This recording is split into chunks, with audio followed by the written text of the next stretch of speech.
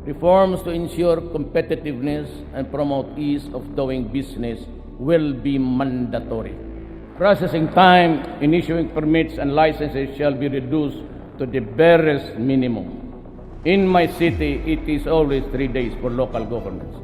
That will bind the office of the President down to the last barangay. The Ease of Doing Business Act of 2018, a law that has been long overdue, addresses the failure of the Anti-Red Tape Act of 2017 to solve the perennial problem of bureaucratic red tape in our government institutions.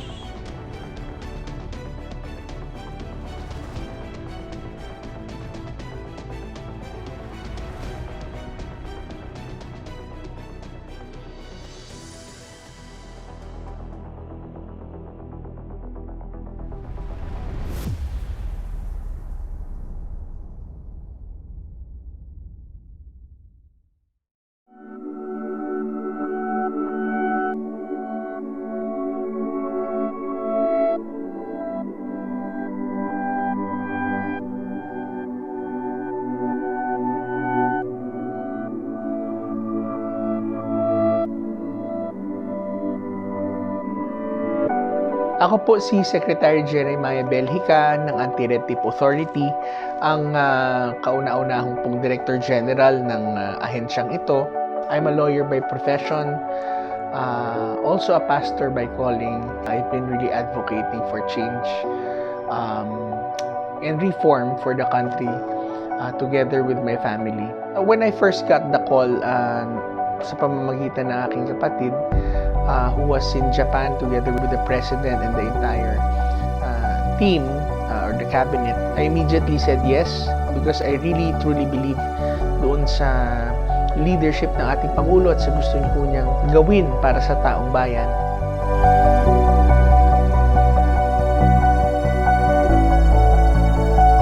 Make your services truly customer-friendly. Our people deserve efficient, effective, and responsive government services. They deserve nothing less. Nung aking napag-aralan at nakita, I saw that there was really a great potential for this agency. At dalawa ang talagang mahalagang function ng ARTA. First is the enforcement function. Ito yung pag-iimbestiga, pag-file ng kaso. At ang pangalawa ay ang pagtulong sa mga ahensya na padaliin nila ang kanilang proseso.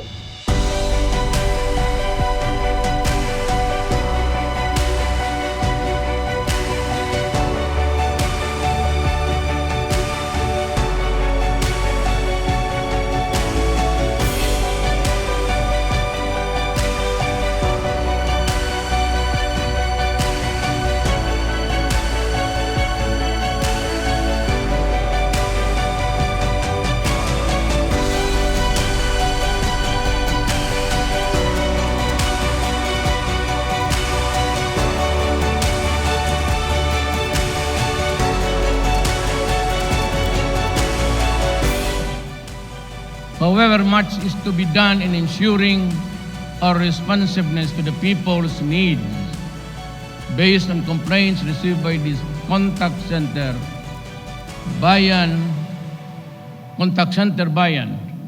that's in my office.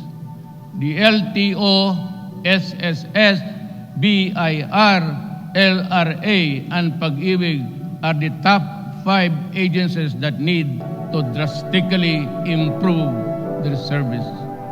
After the President's State of the Nation address in 2019, binanggit niya ang 5 most complete agencies. And sa pagtawag natin, meron tayo mga pinasagot na 4 na bagay sa kanila. Ginawa natin ito within 10 days from the time na natapos yung State of the Nation address ng Pangulo. And ever since na tinutukan natin itong 5 ahensya na to, we've seen a lot of improvements sa kanila. The mandate and relevance of ARTA, both the law and the implementing agency, continue to be of prime importance, especially in ensuring that frontline government agencies like the SSS meet the public's expectation for fast and responsive service. We sincerely appreciate the help extended by ARTA in finding ways to mitigate the crowds and long lines at the branches. With the support of the Anti-Red Tape Authority, the SSS will continue to find the bottlenecks in our processes and to cut the knots of red tape that hinder efficient and effective government service. Kami po ay tuwang-tuwa sa Pag-ibig Fund, sa direksyon ng ARTA, especially po sa direksyon ng whole of government approach. So, we are very po thankful na lahat po ng GOCC, lahat ng social security agencies, lahat ng government financial institutions, nasa ilalim po ngayon ng direksyon ng ARTA at sabay-sabay po kami papunta sa isang mas mabilis na transaksyon for all the Filipino workers. I am reiterating my directive to all government agencies from frontline services to our people from womb to tomb to further streamline the respective services to make these truly efficient and people-friendly. We want to ensure that our people receive the quality services that they deserve, minus the delays by the bureaucratic red tape. I expect speedy reforms along this line.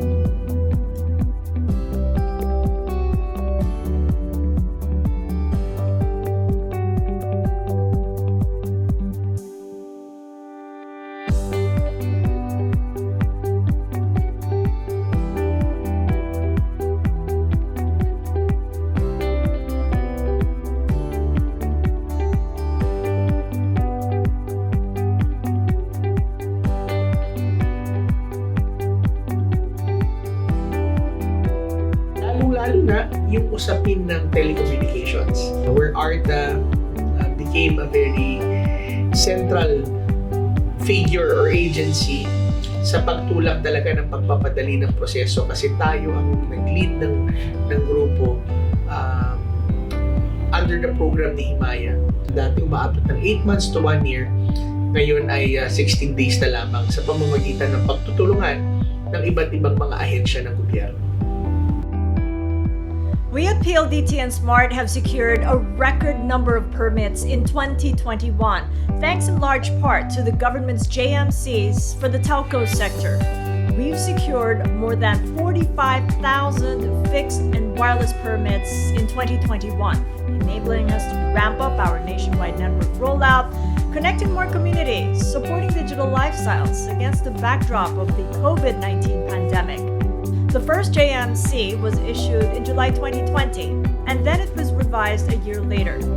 JMC number 1 facilitated the release of these thousands of permits. Our immense gratitude goes out to the DILG, DHSUD, the Bureau of Fire, CAAP, DOH, FDA, DPWH, and most especially ARTA, DICT, and NTC. You all listened to us and acted on our issues. The challenges that looked insurmountable were jointly resolved, and we thank ARTA for recognizing the roles that we at PLDT and SMART played in the crafting of the JMC. Before the RA 11032, processing and releasing of permits would take about 3 to 5 months, right? Today, with 11032, that has been cut down to as much as a month or two, right, at the LGU level. So that's quite a good time already. They've done a good job on the permit side, and I think this one is really about already bringing it to where the people needs it. There were a lot of regular products that needed renewal. So basically what has happened, there were almost more than 1,000 products that were not getting renewed. And there were backlogs of registrations for close to 10 years. So basically things have not been doing so well in FDA. So ARTA came in in a very timely manner. For the longest time, there was no one really helping the industry and basically able to talk at the same level with FDA. When ARTA came in, ARTA was able to help the pharmaceutical industry push agencies like FDA to have processes streamlined and registration move. ARTA is becoming like a force to ensure that things move well in the agencies. Sa panahon kung saan laging time is of the essence, kagaya ngayong pandemya, naniniwala akong napakahalaga ang pagtupad natin ng mga pulisiyang anti-red tape. Gayon din ang pag-iimplementa ng ease of doing business. Naniniwala akong hindi lamang sa DOH naging matagumpay ang ARTA, kung hindi pati na rin sa ating iba't ibang ahensya at sangay ng pamahalaan.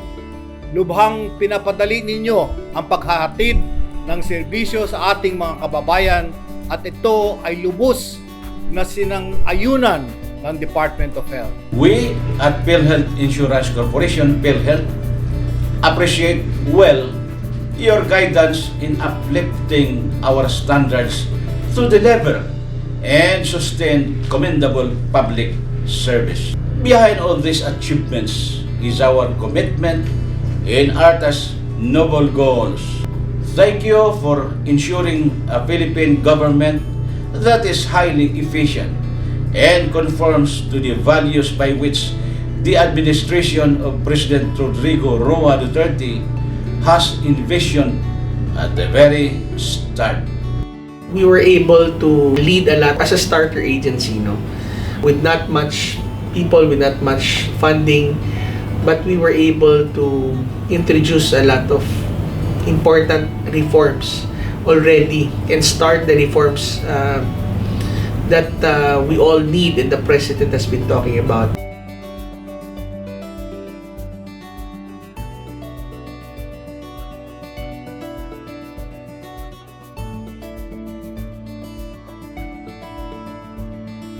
The Anti-Red Tape Authority, or ARTA, under the dynamic leadership of Secretary Jeremiah Bellica, is a crucial partner of the SEC and a fellow champion in the ease of doing business and digital transformation. With the guidance and support of the ARTA, we have effectively transformed our services to further encourage business formation, capital raising, and financial inclusion. The SEC is a testament to the effective leadership of the ARTA in fostering technology-enabled and stakeholder-centric government services for Filipinos. With the implementation of the Ease of Doing Business policy, establishment of an anti-corruption committee, live streaming of bidding and procurement processes, full transparency in our official platforms, the DOTR Public Assistance and Action Center, and enrollment in the Electronic Freedom of Information or EFOI portal, lahat ng transaksyon at proseso ay naging mabilis at episyente. We thank the Anti-Red Tape Authority for supporting our intensified anti-red tape campaign in the nation's transportation sector. Through our efficient processes guided by ARTA, our stakeholders now continue to appreciate the Bureau of Customs frontline services. We advocate for the continuity of the mandates of ARTA because the greatest things that the Port of Naias have accomplished were made possible through our commitment to ease of doing business and efficient government service. On corruption prevention, ARTA's strategy looks at efficiency from the citizen's perspective. ARTA played a key role in fast-tracking the digitalization and automation of frontline services, which ensured the continuous delivery of public services at the height of the COVID-19 pandemic. Indeed, ARTA is becoming a key player in government's efforts to improve institutional and governance mechanisms in service delivery and regulatory management. Congratulations to ARTA for a job well done. You have definitely established an important niche in the sphere of good governance.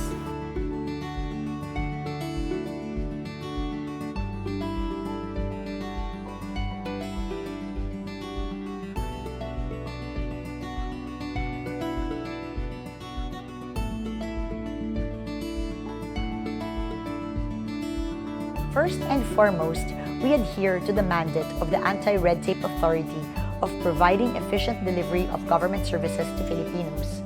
ARTA has been our partner in our journey towards automation and digitization. We regularly meet and consult with them regarding the innovations and improvements that we have introduced to ensure that we follow their standards and requirements. We are also open to the inspection and recommendations of ARTA. This collaboration has indeed helped us strive for excellence and efficiency. The Quezon City government would like to express its utmost gratitude to the Anti-Red Tape Authority and President Rodrigo Roa Duterte for their support to the city government to improve our systems and processes and provide better services to the Filipino people. Ease of doing business has been one of our priorities ever since. Given that Pasay City is one of the most urbanized business sectors in Metro Manila, we have received positive feedback from not only our constituents, but also the private sector for the efficiency and somehow groundbreaking promptness of government transactions. We will continue to implement the law and will work harder to fully eliminate red tape. We all know na because of ARTA, na streamline yung process in securing permits in governments. Our clients are very, very happy, and we have received numerous compliments at sa aming proseso because we have really shortened the processing time and also the expense because of this ease of doing business law. On behalf of Mayor Edwin Olivares and the whole Project ELO team of the City of Parañaque, we would like to express our sincerest appreciation and thanks to Director General Jeremiah Bellica, sir.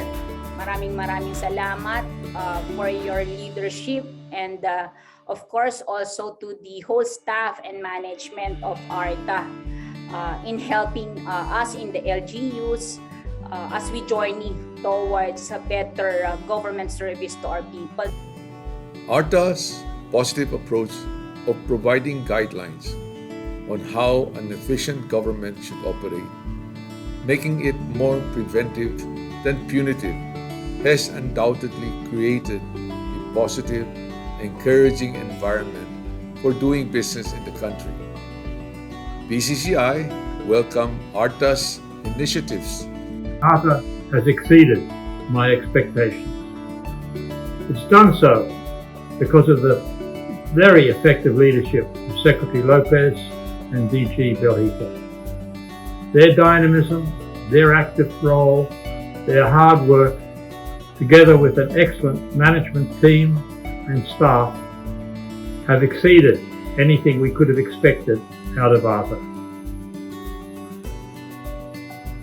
I've talked to many in business and I've looked for complaints. I can't find any.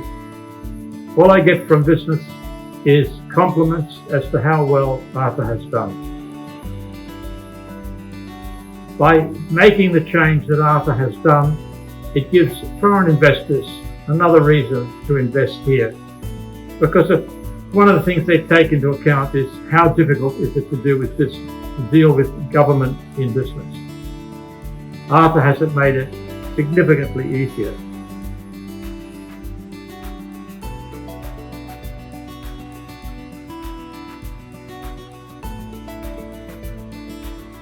New Zealand is pleased to be partnering with the Philippines on strengthening the public sector to improve the ease of doing business through the partnership between the Anti-Red Tape Authority and the New Zealand Government. Director General, thank you for your leadership in forging the ever-growing partnership between New Zealand and ARTA on improving the Philippines' ease of doing business and public sector efficiency. Through our partnership, we will find new ways for New Zealand and the Philippines to work together to promote the best practice, development of digital thinking and technologies in government that puts the needs of the people at the centre of what government does. On behalf of the UK government, I would like to congratulate ARTA on successfully driving significant improvements in the business environment of the Philippines. Since its establishment in 2018, ARTA has been at the forefront of leading the country's ease of doing business reform agenda.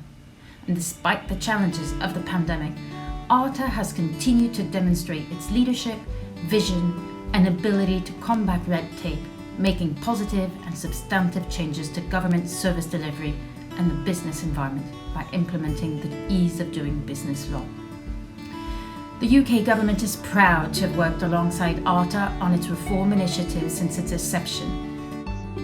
And what ARTA has done exceptionally well is to take the requirements of Republic Act number 11032, an act we all know very well, but to translate this into a vision, to drive cultural change across the government in order to achieve that vision, lowering their costs. ARTA is the driving force in creating a better Philippines and making sustained improvements to the business climate. The DAP is in full support of the Anti-Red Tape Authority in its quest for a whole-of-government initiative in regulatory reform, processes of the government, and ways to streamline them. Through this effort, the recommendations born out of our earlier regulatory review studies have been presented and considered by the target regulatory agencies. We will continue to provide our support to participating agencies to promote a sound regulatory environment and efficient and transparent delivery of government services to the Filipino people. We would like to congratulate Secretary Jeremiah Belgica and the ARTA for their tenacity and sincere effort to implement the provisions of the Ease of Doing Business law. Indeed, in a short period of time, the Anti-Red Tape Authority has done so much to cut red tape and expedite government processes. In our wish that most of the work that ARTA has done is for the benefit of the succeeding administrations and generations of Filipinos to come. To Director General Belgica and to the rest of the officers and staff that comprise the Anti-Red Tape Authority, thank you for all of the work that you have done. Your dedication to government service is profound and it shows in all of the accomplishment that you have achieved. To President Rodrigo Roa Duterte, thank you for having the foresight to combat red tape and all of its related issues. From passing the Ease of Doing Business law to establishing ARTA, and in addition, the Office of the Presidential Advisor for Streamlining Government Processes.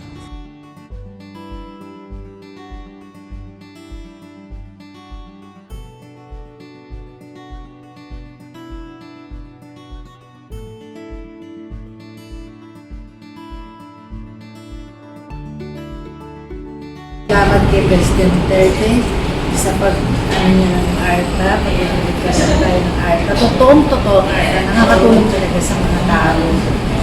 Kasi yung 3 years namin pag-iintay sa pag-ibig, naibigay namin ng tayo lang. Thank you.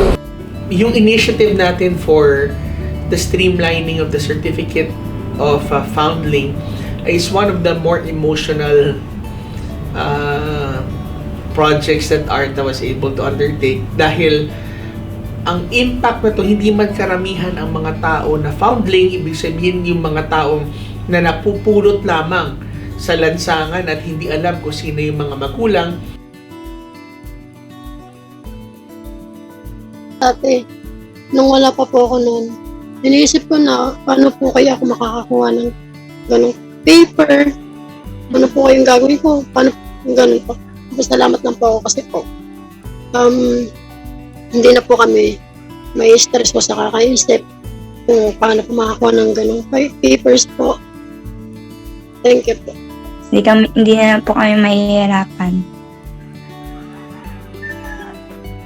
Tao na po ako.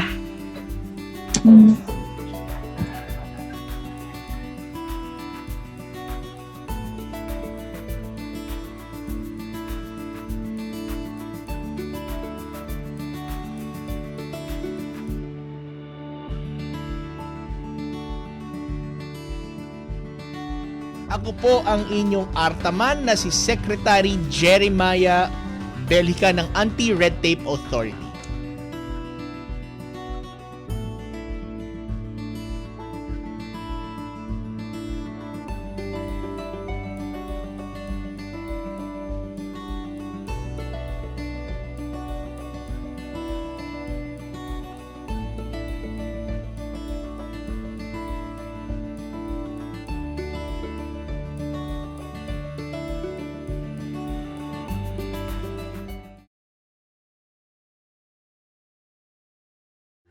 I came across sa Facebook yung post ng kaibigan, yung katrabaho ko na yung kaibigan niya is natulungan ng ARTA. So binasa ko yung post, nagpunta ako sa ng ARTA sa Facebook page. Doon ayun, marami nga akong nakita na mga positive feedbacks na ang tagal ng process, but with ARTA natulungan. Thank you so much po sa ARTA. Kasi hindi lang humangga sa email yung pag-assist nyo. Tumawag pa kayo sa akin, plus may ganito pang klaseng platform para mas ma-air po yung voice ko, then yung issues. So thank you very much po. Daw akong appointment daw. Tapos sabi ko, wala kasi makikita sa slot ng DP kung makakuha ng passport appointment, kaya pumunta ako personal doon. Kasi tinitingnan ko yung schedule ng mga appointment ng passport. Sa lang po talaga, ma'am, doon lang sa amin sa Mindanao, sa Zamboanga City at saka Cagayan de Oro. Siguro dapat na kayo. Schedule lang hindi na ito mga to, January pa pala. So, napilitan silang pumunta kasi hindi rin sila makapag-online appointment. Natin si Kuya, assist natin later kasi January pa pala siya schedule. Jeremiah Bellica, sir, maraming salamat po sa pagtulong niyo po sa akin na hindi po dahil sa inyo at hindi po dahil sa ARTA po, hindi po mapabilis yung pag-apply ko at yung pagkukuha ko ng passport. Hindi ko talaga inasahan na makukuha ko agad yun kasi yun nga pa, kailang balik ko na sa DP, wala talagang slot. Kaya laking pasalamat ko po talaga sa ARTA. Hindi ko po talaga makalimutan yung pagtulong sa akin ng ARTA. We want to express our deepest appreciation po, for your team because as we have explained to Attorney Cheryl and to the former team leader po ninyo dyan na who handled our case, it was very consistent po all the way since we started all this, our meeting. And we just want to express po talaga na there is still another agency who can really support the health equality po ni Presidente Duterte. May kaba na, may takot na ako na maayos kaya SS ko. Kailan na naman ako mag-aantay kasi kung titingnan ko, ma'am, itong aking staff, ito naman 2009, 2012, 2014, 2020, wala pa akong natatanggap na text galing sa SSS 2020 na ano bang taon man kung may 8 taon, last 8 years na kung bumaksak na may sakit ako sa puso, ma'am, na tawag nila, nag-comment na lumapit po daw ako sa inyo, sa ARTA, matutulungan ka po nila, Mr. Joey, sabi nila po sa akin. Kaya sinerch ko ang yung ARTA, yung Anti-Red Tape Authority. Ako na mismo magsasabi, tumapit kayo sa ARTA or Anti-Red Tape Authority sa pangunguna ng ating mabuting si General Director Jeremiah Bellica na handang tumulong sa atin lahat kung may mga problema. I-type lang po yung ARTA sa mabilis na transaksyon po ninyo at handang tumulong po sa ating lahat na may problema. Maraming po salamat. Gloria is 82 and currently a PWD. She had been denied her funeral benefits and death benefits of her husband for a year. So simula po nung nagkaroon tayo ng meeting sa ARTA, rumisponde naman agad ng SSS. Thank you so much, Secretary Belgica. Thank you so much. The President, in the beginning of his term, promised that he wants to make the lives of the people more comfortable. He wants to end red tape. He wants to end corruption. He wants to cut, bureaucratic processes. And I would say that the President delivered on his promise because he created an agency never in the history of Philippine government na meron talagang ahensya na binuo na ganito. Meron batas na naipasa sa kanyang panahon. May mga taong nakasuhan sa kanyang panahon. Nakita na natin ang seed being planted. So I would say that yes, the President did not only fulfill his promise, but he actually was able to give a very nice inheritance for the next generation.